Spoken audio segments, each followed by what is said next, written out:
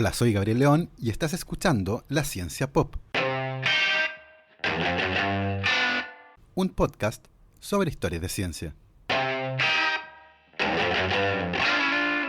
El sistema inmune ha evolucionado para protegernos y sin embargo parece que es muy poco lo que puede hacer para combatir a las células cancerosas, células que parecen haberse rebelado contra nuestro cuerpo y que el día de hoy causan alguno de los tantos tipos de cáncer, que se ha convertido en una de las principales causas de muerte en el mundo.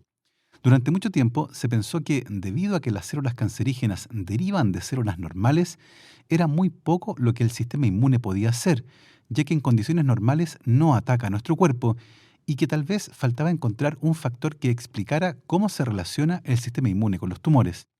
A pesar de uno que otro destello en la oscuridad, generaciones de investigadores habían intentado encontrar este factor perdido, pero invariablemente fracasaron. Nadie podía ni siquiera decir con certeza que tal factor existía. Y hoy les voy a contar la historia de ese descubrimiento, que involucra a un tejano amante del blues y que toca la armónica. Y como siempre les recuerdo que si les gusta este podcast, lo pueden apoyar a través de mi página en Patreon. Para eso vayan a www.patreon.com/lacienciapop y se pueden inscribir para hacer un aporte mensual a este proyecto. Agradezco como siempre los aportes de Sebastián Toledo, Alberto Montt y Laura, Claudia D'Alenson, Diego Molina, Macarena Vergara, Pedro Maldonado, Hernán y Lucas Castillo, Chuchurex, Miriam Morales, Ana Lucía Luna, Cristian Subiabre, Fernanda Aguirre, Romina Mattioni, Patricio Marileo, Simón Castillo Riedemann, Diego Socias, Luciano Cisterna, Ricardo Yáñez, Fernando Montenegro, Matías van der Straten, Sergio Espinosa, Carlos Zamora, Francisco Soto, Manuel Morales, la familia Flores Noguer, Daniela Allendez, Fernando Rode, Giuseppe Carufo, la familia Helfman von de Sauer, Nicolás Martínez y Felipe Mazanes. Muchísimas gracias a todos.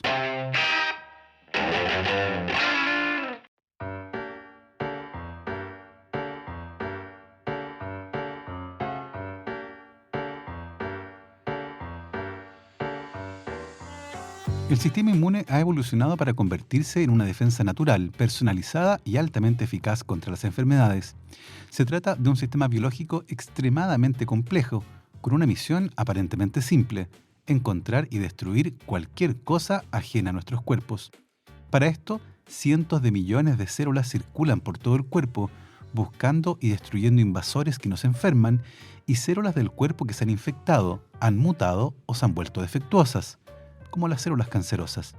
Sin embargo, está claro que el sistema inmune falla, aparentemente, a la hora de encontrar y destruir a las células cancerosas, porque claro, de lo contrario el cáncer no existiría. Lo cierto es que nuestro sistema inmune elimina todos los días células defectuosas, las que eventualmente podrían causar cáncer. La gran pregunta entonces es, ¿cómo algunas de esas células pueden escapar de la acción del sistema inmune hasta convertirse en tumores?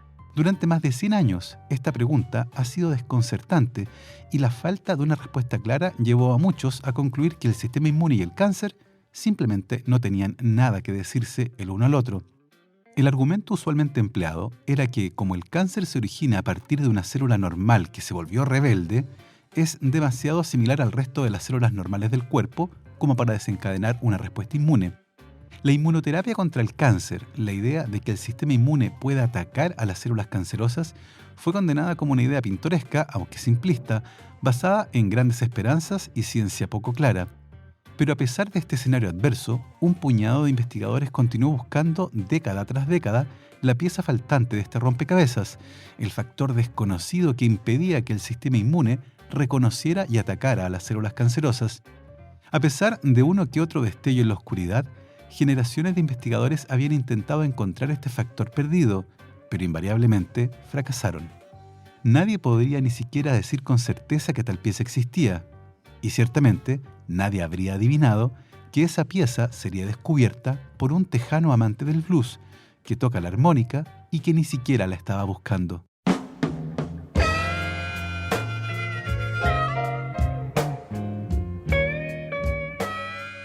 Jim Allison estaba en la enseñanza secundaria cuando descubrió que en su colegio no había un curso de biología avanzada que hablara sobre evolución, así que decidió tomar los cursos por correo que impartía la universidad más cercana a su casa, que era la de Austin, en Texas, y después de graduarse se inscribió en la universidad para convertirse en médico rural, como su padre.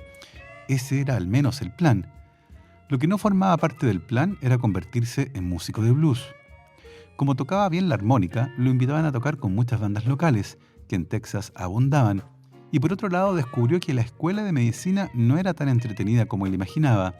Si bien le parecía entretenido aprender cosas que otros habían descubierto, encontraba mucho más llamativo descubrir nuevas cosas él mismo, así que en 1965 decidió hacer un doctorado en bioquímica. Durante su doctorado, Allison estaba estudiando una enzima que destruía el combustible que alimentaba a un tipo de leucemia en ratón. Si les inyectaba a sus ratones con cáncer esa enzima, las células cancerosas se quedaban sin combustible y el tumor eventualmente desaparecía. ¿Cómo ocurría eso? ¿A dónde se iba el tumor? Evidentemente los tumores de sus ratones no habían desaparecido por arte de magia, sino que debía existir un mecanismo biológico detrás de este acto de desaparición. Las células no desaparecen sencillamente. Por ejemplo, en nuestros cuerpos, las células se renuevan constantemente y en un año perdemos una masa de células similar a la masa de nuestro cuerpo. Es parecido a lo que les ocurre a los árboles que pierden las hojas en otoño o lo que hacen ustedes en su casa con la limpieza de primavera.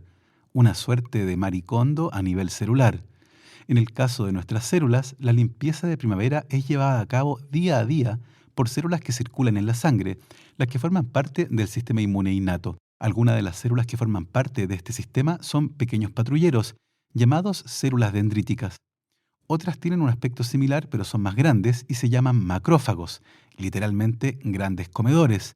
La mayor parte de lo que engullen los macrófagos son células del cuerpo que están viejas, células normales que han alcanzado su fecha de caducidad y se autodestruyen educada y silenciosamente a través de un proceso conocido como apoptosis. Los macrófagos también comen bacterias y tienen una habilidad innata para reconocer a invasores simples, como bacterias, hongos, parásitos y virus. Todos estos invasores pueden ser reconocidos a partir de las proteínas que llevan en la superficie, las que actúan como una suerte de huella digital. Si la huella no está en la base de datos, los macrófagos reconocerán al invasor como un agente externo y lo engullirán. Los macrófagos también tienen otro rol muy importante. Cuando encuentran a una bacteria, llevan una muestra de las proteínas de esa bacteria a los ganglios linfáticos, como una suerte de cartel de "se busca". Los ganglios linfáticos son lo más parecido al VAR de la Guerra de las Galaxias. Chicos buenos, chicos malos, reporteros y soldados, macrófagos, células dendríticas, linfocitos T y B e incluso células enfermas. Todo el mundo va al VAR de la Guerra de las Galaxias. El cartel de "se busca" permite generar una suerte de memoria inmunológica y se generan clones de células capaces de identificar y destruir al agente invasor.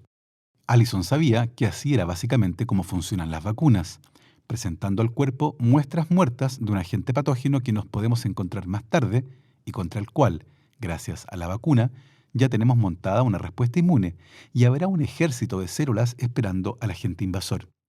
En ese punto, Allison se preguntó si algo así estaba sucediendo con los tumores de sus ratones, porque claro, él había eliminado el combustible de los tumores. Esas células tumorales debieron morir, pero no desaparecieron por arte de magia. Los macrófagos del ratón las eliminaron. ¿Y después qué? ¿Habrán llevado una muestra de esas células cancerosas a los ganglios linfáticos y montaron una respuesta de defensa contra ellas? Allison pensó que era lo más parecido a vacunar a sus ratones contra ese tipo específico de cáncer. ¿Eso quiere decir entonces que esos ratones son ahora inmunes a este cáncer?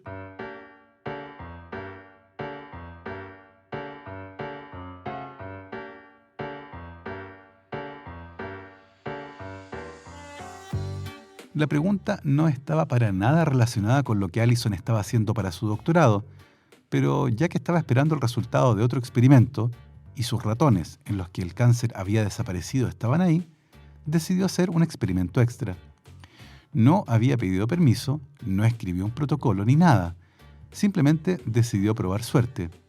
Inyectó a esos ratones con una muestra del mismo tumor y nada. Los tumores no lograban crecer en esos ratones. Allison los inyectó con 10 y 50 veces más células tumorales y nada. Los ratones no desarrollaban cáncer. Algo muy extraño estaba pasando. Ese algo extraño le pareció tan fascinante a Allison que después de terminar su doctorado en bioquímica, decidió irse a California para entrenarse en inmunología, haciendo un postdoctorado en el Instituto Scripps. Y claro, siguió tocando la armónica en bandas de blues e incluso tocó junto a Willie Nelson. La estadía en California fue más bien frustrante. El trabajo parecía alejado de lo que tenía en mente cuando aceptó originalmente la idea y estaba algo desilusionado. Justo cuando estaba terminando su trabajo ahí, surgió la oportunidad de volver a Texas a comienzos de la década de 1980, esta vez a trabajar en el MD Anderson Cancer Center, un centro de investigación contra el cáncer en el que recientemente habían abierto un nuevo laboratorio de investigación con un muy buen financiamiento gracias a una donación del gobierno estatal, lo que permitió contratar a 6 investigadores a tiempo completo para estudiar cualquier aspecto relacionado con el cáncer. Y Allison quería entender la relación entre el sistema inmune y el cáncer. Una de las cosas que nadie sabía, por ejemplo, era cómo los linfocitos T reconocían a una célula enferma en primer lugar. A esa altura, se entendía que los linfocitos T mataban a las células normales del cuerpo que se habían enfermado o infectado, pero exactamente cómo un linfocito T citotóxico, es decir, un linfocito que mata a células, reconocía a una célula enferma, infectada o defectuosa, seguía siendo un misterio. Allison leyó todos los artículos científicos que pudo encontrar sobre el tema y luego leyó todos los artículos científicos citados en los primeros. En resumen, se suponía que los linfocitos T debían reconocer una señal llamada antígeno que solo estaría presente en la superficie de las células que debían ser eliminadas, y había muchas teorías sobre cómo el linfocito T reconocía los antígenos. La mayoría de los artículos que había leído se centraban en la idea de que cada linfocito T tenía un tipo único de receptor, es decir, una proteína específica en su superficie que reconocía a un antígeno específico expresado por una célula enferma, un sistema que funciona como una llave y una cerradura. Y claro, todo el mundo estaba buscando al receptor del linfocito T, ya que una vez identificado sería posible estimularlo y activar a los linfocitos a voluntad. Sería como el poder para desatar la furia de los linfocitos T en contra de, por ejemplo, un tumor. El problema es que el receptor en cuestión parecía tremendamente escurridizo, y a pesar de que muchísimos investigadores estaban detrás de él, nadie lo había encontrado. Los linfocitos B y T son parte del sistema inmunitario adaptativo. Se ven tan similares que no pueden distinguirse bajo un microscopio óptico, parte de la razón por la que costó tanto diferenciarlos. Pero los linfocitos B y T tienen orígenes y funciones diferentes. Los linfocitos B son producidos en la médula ósea y llevan anticuerpos en su superficie, lo que les permite identificar directamente a agentes invasores como virus o bacterias. Los linfocitos T, por otro lado, son producidos en el timo y nadie sabía muy bien cómo identificaban a las células que debían eliminar. Muchos pensaban que también debían llevar anticuerpos en la superficie, pero Allison no pensaba eso. Los linfocitos T no eran solo más de lo mismo, eran un tipo único de célula que hacía un trabajo único y lo lograba de una manera única a través de una biología única. A medida que Allison leía la literatura científica al respecto, estaba cada vez más confundido, hasta que un día, mientras escuchaba presentar a un colega de otro instituto, tuvo una idea. Los linfocitos B y T son muy parecidos, pero la gran diferencia es justamente cómo reconocen a los antígenos. Estaba seguro que la forma de hacerlo en el caso de los linfocitos T era completamente diferente a cómo lo hacían los linfocitos B. Allison supo que tenía que diseñar un experimento en el que pudiera ir descartando todo lo que era similar entre esas células, hasta dejar solo una cosa distinta, una proteína que estaba presente en los linfocitos T, pero no en los B. Ese sería el receptor de los linfocitos T. Si el experimento era como buscar una aguja en un pajar, Allison iba a quemar el pajar. Desde el punto de vista experimental, la idea era una locura.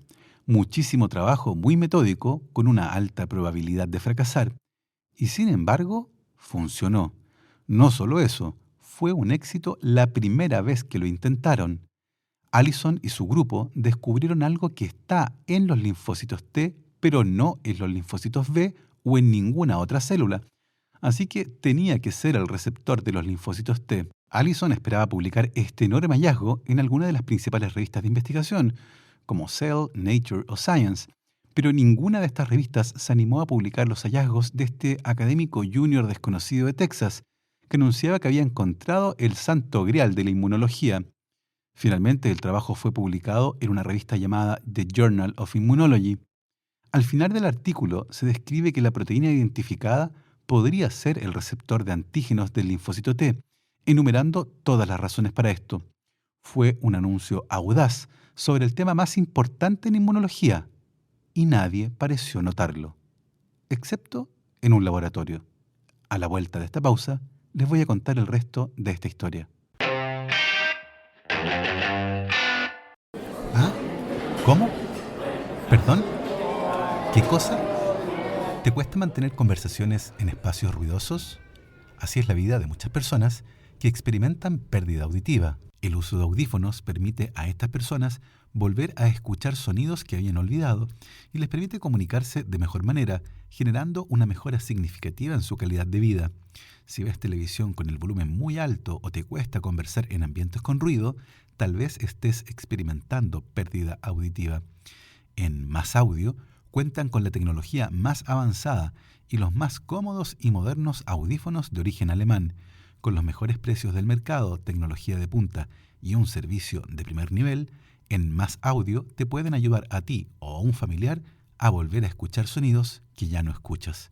Para más información, visita la página www.masaudio.cl o escribe al correo quiero@masaudio.cl.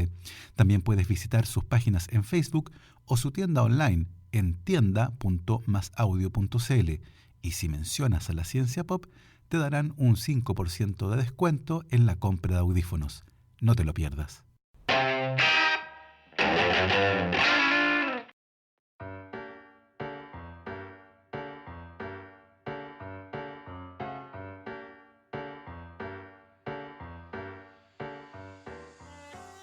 El laboratorio de la bióloga Philippa Marrak en la Universidad de California en San Diego estaba buscando también el receptor del linfocito T, y la publicación del grupo de Allison los llevó inmediatamente a tratar de confirmar ese resultado. Y claro, lo confirmaron. Eso puso a Jim Allison en el foco de atención y fue invitado a dar conferencias por todo el mundo, y las universidades de mayor prestigio le ofrecían que fuera a trabajar con ellos. En ese momento, Allison recibió una oferta de trabajo de la Universidad de California en Berkeley. Tendría a su disposición un nuevo laboratorio y un enorme presupuesto para investigar, pero también se esperaba mucho de él. A esa altura se había descubierto mucha información nueva sobre los linfocitos T, como por ejemplo que había diferentes tipos de ellos, con diferentes especialidades para coordinar una respuesta inmune contra una infección. Algunos de esos linfocitos ayudaban a la respuesta inmune enviando instrucciones químicas. Otros, los linfocitos T citotóxicos, eliminan a las células infectadas por virus una a una, por lo general al instruir químicamente a esa célula para que se suicidara. Para hacerlo, el linfocito T citotóxico reconoce pequeños fragmentos de proteínas virales que la célula infectada expone en su superficie y que son reconocidos por el receptor del linfocito T caracterizado por Allison. Sin embargo, este proceso solo comenzaba cuando un linfocito T es activado. La activación es el comienzo de la respuesta inmune adaptativa a la enfermedad. Hasta entonces, los linfocitos T solo flotan por ahí, esperando. Entonces, ¿qué es lo que activa a los linfocitos T? ¿Qué es lo que inicia su respuesta a una infección? Todo el mundo pensaba que tenía que ser el receptor de antígenos de los linfocitos T, el que debía actuar como un interruptor de encendido. Fue solo después de que identificaron el receptor de los linfocitos T que se dieron cuenta que no era suficiente. Se podía conseguir que el receptor de los linfocitos T reconociera el antígeno extraño de una célula enferma y que hicieran clic juntos como una cerradura y llave. Podrían hacer que encajaran, pero eso no era suficiente para activar al linfocito T. Faltaba algo. Cuando se supo eso, Allison lo encontró fascinante. Los linfocitos T eran mucho más complejos de lo que se pensaba, y para Allison, entre más complejo, más divertido. Si el receptor de los linfocitos T unido al antígeno no era la única señal necesaria para activarlo, eso significaba que tenía que haber otra molécula, tal vez varias, que eran necesarias para activar a los linfocitos T, lo que se conoce como coestimulación. Tal vez los linfocitos T requerían dos señales, como cuando para echar a andar un auto necesitamos girar la llave y simultáneamente presionar el pedal del embrague. Pero, ¿a qué correspondía el pedal del embrague en un linfocito T? 3 años más tarde lo encontraron.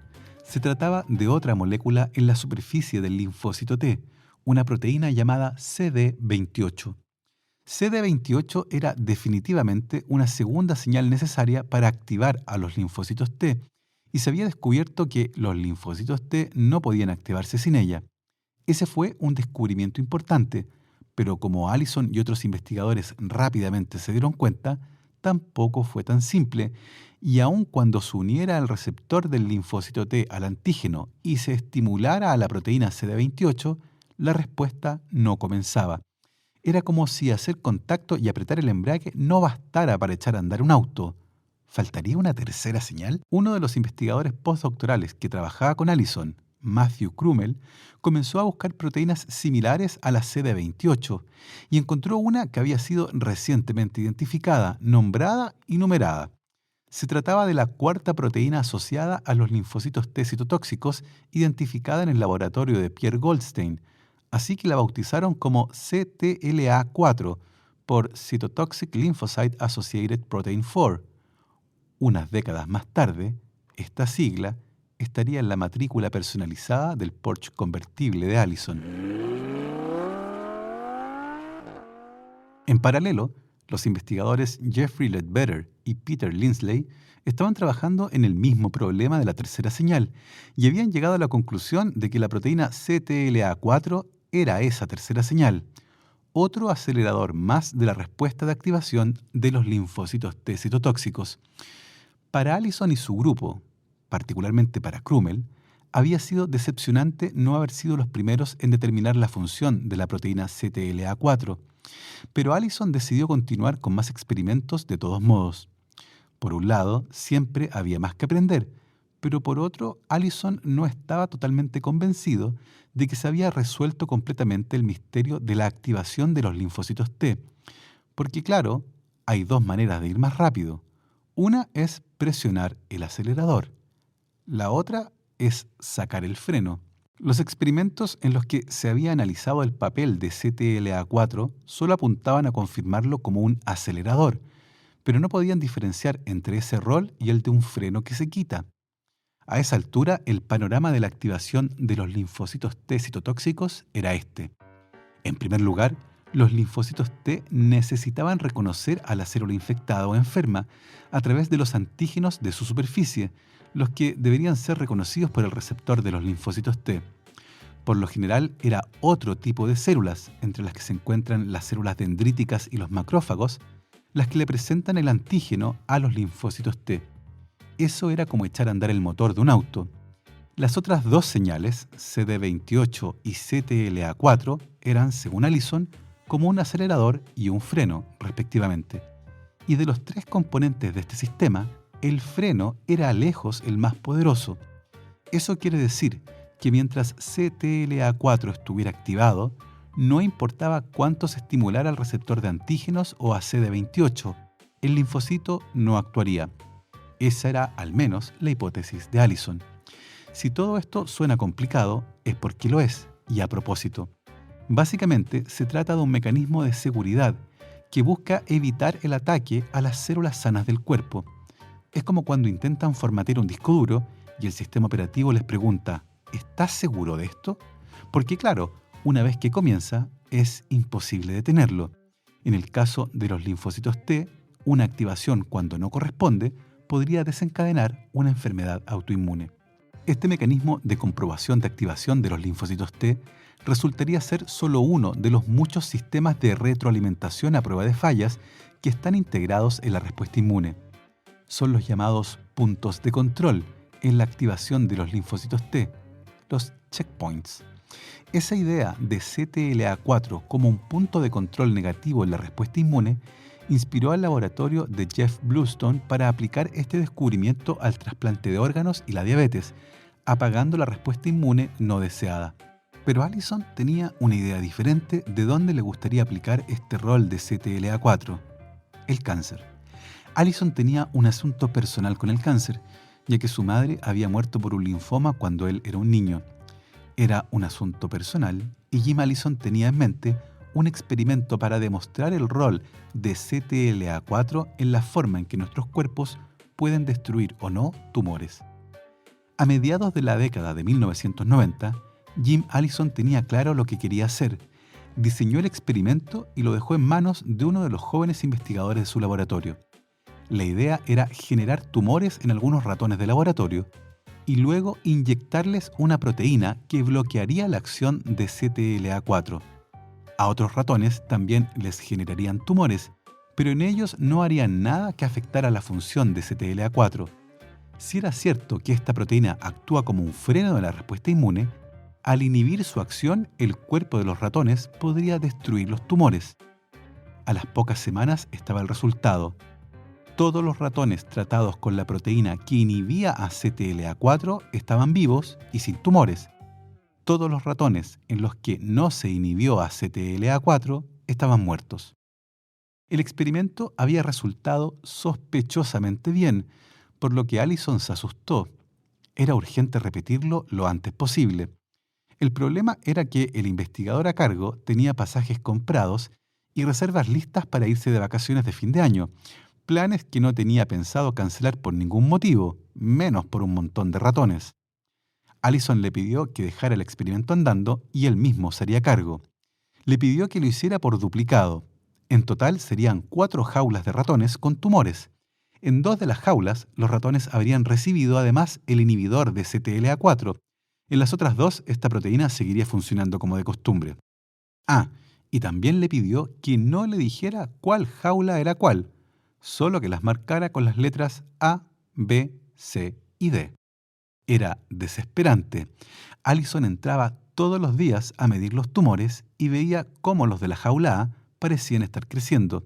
Medía cada tumor y anotaba los resultados, y luego se desplazaba a la jaula B y se encontró con el mismo panorama: ratones con tumores en crecimiento. La misma historia en la jaula C y la jaula D. Había muchos ratones, muchos números, y en todos ellos los tumores estaban creciendo. Un fracaso del 100%. La última vez que midió los tumores fue en la víspera de Navidad. «A la mierda con esto», exclamó Allison en voz alta y se fue a su casa. Allison regresó 4 días después y la situación en las jaulas había cambiado drásticamente. En 2 de las jaulas los tumores se estaban encogiendo. En las otras 2, los tumores continuaron creciendo. En ese momento, Allison confirmó que los ratones de las jaulas en las que los tumores estaban encogiendo eran los tratados con el inhibidor de CTLA4. Había tomado un tiempo para que la respuesta inmune se iniciara, al igual que como ocurre con una vacuna, pero había sucedido. Día a día y sorprendentemente rápido, la tendencia continuó hasta el final. Los ratones en los que eliminó el freno del sistema inmune, aquellos tratados con el inhibidor de CTLA4, podían ahora atacar al tumor. El estudio fue publicado en la revista Science el año 1996 y cambió para siempre la forma de mirar el cáncer y su relación con el sistema inmune. Allison no sabía dónde iba con todos estos experimentos. Ahora, de repente, había llegado a un resultado y a un mecanismo biológico. Tal vez Allison y su laboratorio habían curado el cáncer en ratones, una vez más. O tal vez acababan de encontrar una pieza del rompecabezas de la inmunidad al cáncer, una que podría dar sentido a décadas de datos confusos. La proteína CTLA4 terminó siendo un punto de control de seguridad que evita que el sistema inmune ataque nuestros cuerpos. Los tumores sobreviven y prosperan, protegidos justamente por estos mecanismos de seguridad que están incorporados en los linfocitos T. Ese era el truco de supervivencia del cáncer, o al menos uno de los trucos, al menos en ratones. Pero si estaban ratones, tal vez también estaban los seres humanos, y tal vez también podría ser bloqueado. El avance no fue lo que había en las jaulas, fue una nueva visión del mundo que los datos revelaron. Usualmente la vida de un laboratorio no tiene esos momentos eureka de las películas, esos momentos en donde todo cambia, pero este sí fue un momento eureka. Los linfocitos T pueden reconocer al cáncer, pero los puntos de control del sistema inmune, como CTLA4, terminan por inhibir el ataque. Allison, evidentemente, no lo hizo todo y no lo hizo solo, pero no hay duda de que el trabajo de este científico de 70 años inclinó la balanza en un debate científico que tenía 100 años. El trabajo de Allison abrió una puerta y los avances posteriores han sido impresionantes. El resultado es una corrección fundamental del curso en la dirección de la investigación y tratamiento del cáncer. El primer fármaco que bloquea a CTLA4 se llamó ipilimumab y fue aprobado por la FDA el año 2015. Se trata del primero de una nueva clase de medicamentos llamados inhibidores de los puntos de control y el comienzo de lo que los investigadores llaman un tsunami de nuevos tratamientos oncológicos. El ritmo de progreso es asombroso, de modo que ahora reconocemos que lo que Allison descubrió no es solo el final de ese misterio científico de 100 años, sino que también el comienzo de un nuevo capítulo en la medicina. Ahora mismo, nuevas y complejas terapias, como la de receptores de antígeno quiméricos, han esencialmente eliminado algunas formas de cáncer. Los nuevos inhibidores de los puntos de control han convertido penas de muerte para cáncer avanzado en remisión completa para algunos tipos de cáncer. Falta todavía mucho más para otros tipos de cáncer, pero es el inicio de una revolución. Hello. Hello, this is Adam Smith calling from nobelprize.org, the website of the Nobel Prize in Stockholm. Is this Professor Allison? Yes, it is. Yes, it is. Many congratulations on the award of the Nobel Well, Prize. well, thank you. Thank you so much. I don't know what to say. I'm just stunned. El 1 de octubre del año 2018, Jim Allison recibió la noticia de que había sido galardonado con el Premio Nobel de Fisiología o Medicina por su trabajo con los puntos de control del sistema inmune, honor que compartió con el científico japonés Tasuku Honjo. Jim Allison regresó a su casa en Texas y volvió a trabajar en el MD Anderson Cancer Center en Houston. Todavía toca la armónica y tiene una banda de blues que se llama The Checkpoints, los puntos de control.